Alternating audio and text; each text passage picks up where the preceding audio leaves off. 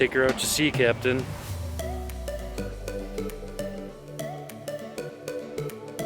Are you scared by our friend down there? It scared me. Yeah.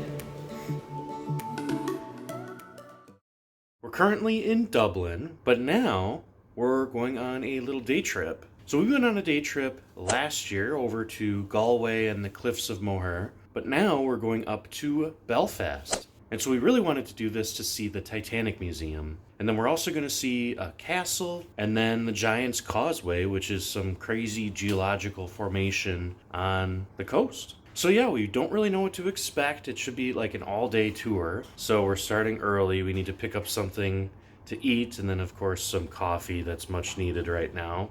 We're pretty low energy. But yeah, we decided to take you with us, so let's go. So pretty much all of the tours from Dublin leave from one place near like Trinity College. So it's really easy to get to, really central. We had to get some coffee from the hotel, and we're on our way. You excited to see the Titanic Museum? I really am, yeah. Yeah. I'm just so fascinated by it. So it would be cool to see the official museum and where it was built and everything. Yeah, she was pretty bummed out when we couldn't go to the Titanic Museum in Cove when we were there last year. Although, I think the one in Belfast is a lot nicer and a lot bigger. We arrived to our departure station on time and boarded the bus, which left right at 7 a.m. This bus made its way northward from Dublin, passing through the sunny and beautiful Irish countryside. We knew that we wanted to make our way up to Belfast and see the Titanic Museum, but we didn't really know where to go about finding a tour. So we searched Viator and TripAdvisor for a deal. We found some great tours of the Titanic Museum and the Giant's Causeway, which are both located in Northern Ireland. We found this particular tour with Wild Rover Tours through Viator, which promised time at the Titanic Museum and the Giant's Causeway, as well as a stop at Dunluce Castle. All of the admissions were included, so we thought we couldn't go wrong here. If you're interested, you can find a link to the exact tour that we took down in the description below. Our first stop was in Belfast, where we arrived around 9:30 in the morning. The 2.5-hour drive was long, but all the way our tour guide entertained us with stories of her youth. She grew up in Northern Ireland during the Troubles and had a lot of interesting input on what was going on here. We've really put that conflict out of our mind in many areas in the West, but memories of the Troubles are still alive and well for many of the people who live here. Interestingly enough, we also had technically entered the UK from Ireland when getting to Belfast, but there's no border crossing, and there's not even a sign on the side of the road. Finally, we arrived at the Titanic Museum. This museum is located on the old Harland and Wolff shipyard grounds, in an area that's known as the Titanic Quarter. The museum itself is very impressive. This building is relatively new, being constructed in 2012 at the cost of about £77 million. The building looks very modern, and it's meant to portray the bows of 4 ships going in 4 different directions. The museum was built to a height that matched the hull height of the Titanic herself. All around this building are beautiful reflective pools and several facts and figures about the shipyard workers and the maiden voyage of this ship. We all went inside and were provided with our tickets for the museum.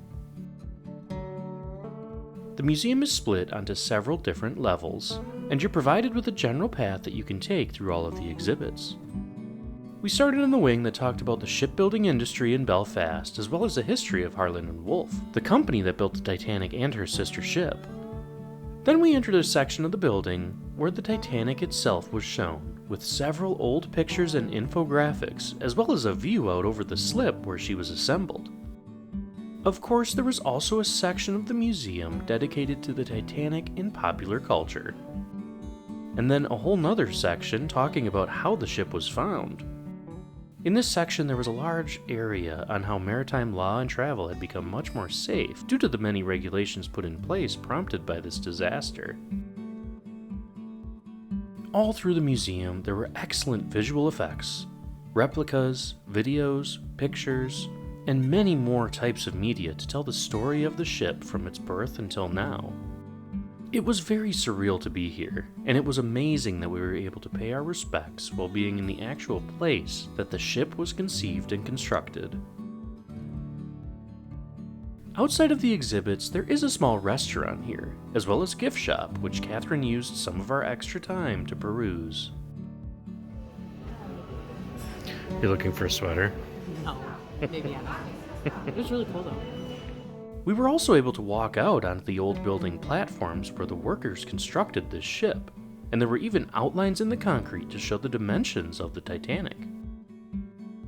So it is kind of amazing because we think of this ship as being so huge. It was big back in the day, but it was only, from me to Catherine, wide. So it wasn't that big, really. Especially compared to today's cruise ships. Right next door is the Titanic Hotel Belfast, which used to be the old Harland and Wolff offices for the shipyard. In fact, one of the lead designers on the Titanic, Thomas Andrews, even had his office here. One attraction we didn't expect to see here was the SS Nomadic, one of the tenders that serviced the Titanic, and the only remaining White Star ship in existence.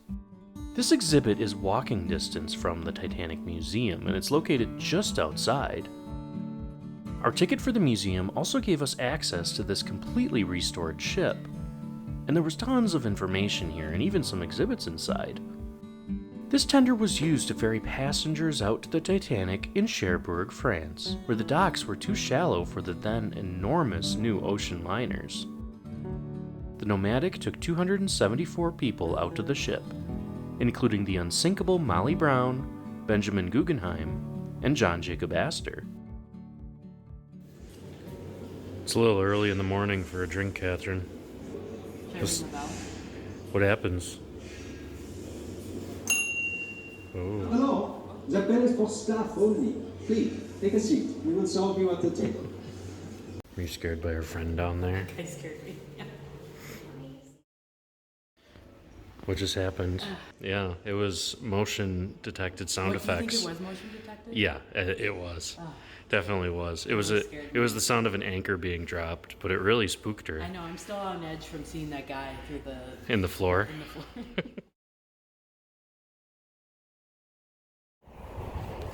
Take her out to sea, Captain. Do do do do do do do. No. Overall, we had about 2.5 hours in the museum. We were told to get some food here as well, since it'd be another 2 hours before we could get anything else. The food was not included in the tour price, but the admission to the Titanic Museum and SS Nomadic, which costs about £25 or $31 was included. We headed back to the bus and made our way to the next stop, Dunluce Castle. As we said before, this journey took a little bit over an hour, and then we were on the north side of Northern Ireland, looking out over the North Atlantic. The drive was actually very beautiful, and we were so lucky with the weather today. Dunluce Castle, or some form of settlement, was built here in the first millennia. This land has a commanding view over the sea and very high cliffs, as well as a hill on the other side, which made it easily defensible. The castle itself sits on almost a pillar of rock, which requires crossing a stone bridge to get to. It looks like something out of the movies. The current castle here was built in the 16th and 17th centuries, and it belonged to the famed MacDonald clan, which exercised quite a bit of power over Ireland and parts of Scotland in its day. There are several placards here now showing what each section of the castle was, and it makes for some interesting viewing.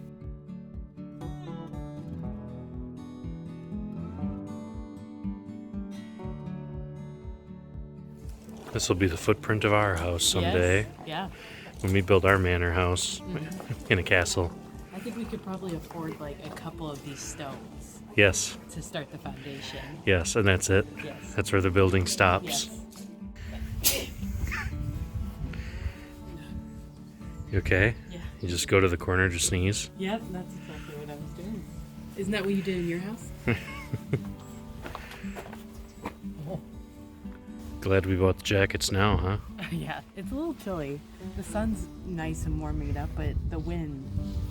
Yeah. Yeah. It's not quite as bad as the cliffs of I was Moher. just thinking that. Yeah. But yeah, we have a beautiful sunny day here. Yeah, it's really cool and like it's not too crowded.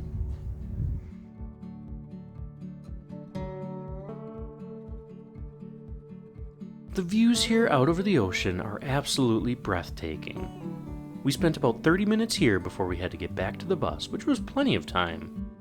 We were very much looking forward to getting some of these amazing views again once we got to the Giant's Causeway. If you wanted to go to Dunluce Castle on your own, it would cost £6, or about $7 US.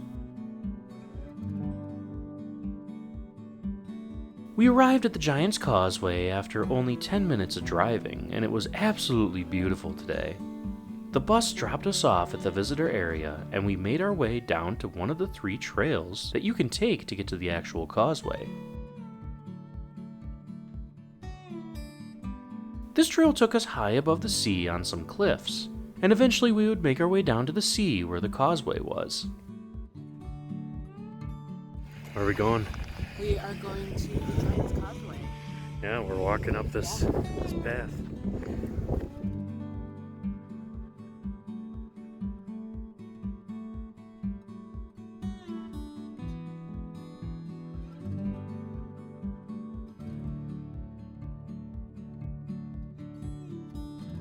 The views here were absolutely amazing. We have to get from up here to down there. How do you suppose we'll do that? How about steps? Yeah, steps would probably be good. Yeah. I hate it. Or an elevator. Or an elevator. I don't know if they put that here yet. They have The Giants built the causeway, right? Did they build an elevator too? No. Oh.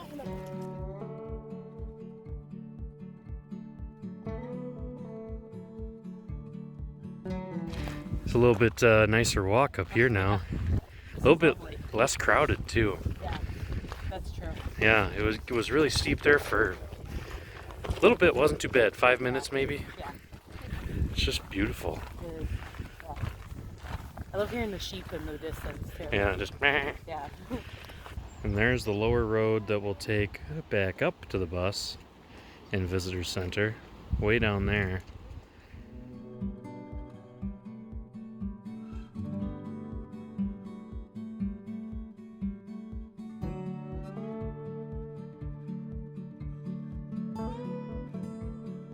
Windy.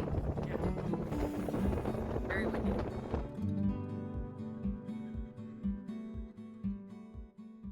Gonna be honest, these are a little bit treacherous.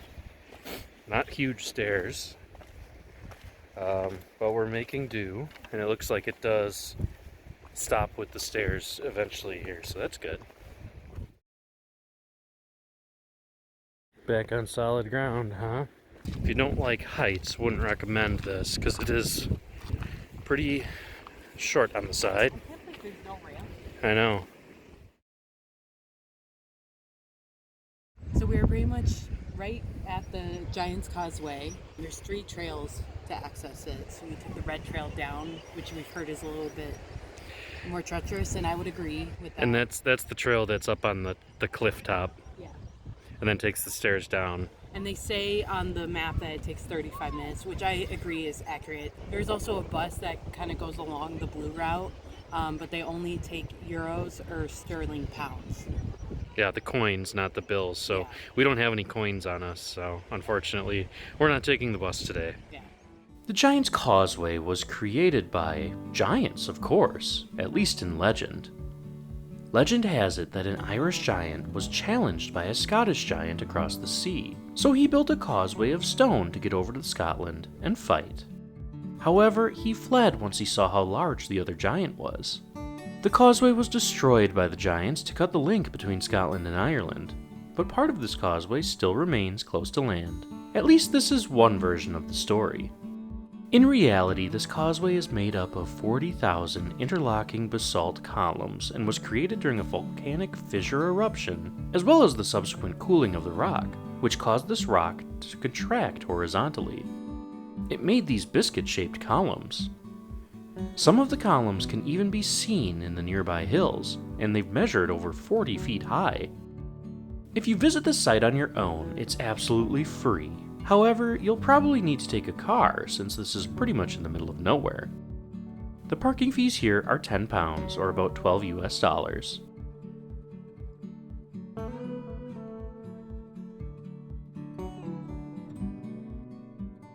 There's no real set path, is there? It's kind of just every person for themselves. Find a way up, find a way down. So we got to get over there. That looks like a path. Heading back up the easy trail. Yeah. I'm excited to see how much easier it is. Yeah. We didn't go to the visitor center on this trip because it wasn't part of the tour. If you do want to go to the visitor center, that will be an extra £15.50 or $18 to enter. We may not have gone to the visitor center, but we did stop at a nearby restaurant right by the Causeway entrance called the Nook. Here we got some bangers and mash and salad, as well as a couple of beers. Having a few pints. It's worth it. We had to eat something, because at this point we were very hungry. Make sure you take the time to get food if you're on this tour. We had a little over 2 hours at the Giant's Causeway. With that, we called it a day and headed back to the bus. So what did we think of this tour? Overall, all of the places that we visited, the Causeway, the Titanic Museum, and even Dunluce Castle, were absolutely amazing and well worth the visit. We didn't feel like there was any wasted time on this tour, and we thought that we had a good amount of time at each location. With the tour, you do get admission to all of the sites except for the Giant's Causeway Visitors Center. You don't need to go into the Visitor Center, though, to enjoy the Causeway. The bus ride itself was long and included a 2.5-hour ride to Belfast, about an hour and 15 minutes to Dunluce, 10 minutes over to the Giant's Causeway, and then a very long 3 hours back to Dublin. Overall, there's about 6 hours of bus riding on this tour. You start at 7 a.m. and arrive back in Dublin close to 6 p.m. depending on the traffic, and we can vouch again that it was definitely worth it. When it comes to cost, we also think that we got a pretty good deal. For one person, the cost of this tour is about $93. No food was included, but the admission to the Titanic Museum and Dunluce Castle was, which equaled nearly $40 together. We think that the remaining $53 of cost was well worth it for the amount of commentary and information that we got from our tour guide, as well as the convenience of being transported by comfortable air-conditioned coach bus up to Northern Ireland. Overall, we had a great time on this tour, and if you're interested in taking the same tour that we did, you can find a link down in the description below. This tour itself has received very good ratings, and we definitely did add to that good feedback. It was a great way to see a rather remote part of the country, remote for tourists anyway, and was a good way to see all of those locations without having to rent a car. Thanks for watching this video, and we hope that it was helpful and informative. We'll see you in the next one!